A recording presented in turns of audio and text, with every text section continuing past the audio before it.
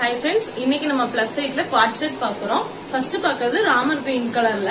இது வந்து நெக்ல பாத்தீங்கன்னா ஃபுல்லா hand embroidery work கொடுத்திருப்பாங்க. With mirror work இருக்கும். இதோட sizes பாத்தீங்கன்னா 3XL, 4XL, 5XL and 6XL இருக்கும். இதோட pant வந்து wear பண்றதுக்கு உங்களுக்கு கம்ஃபர்ட்டபிளாவே இருக்கும். நெக்ஸ்ட் பாத்தீங்கன்னா நல்ல ஒரு மசக்களி மாடல்.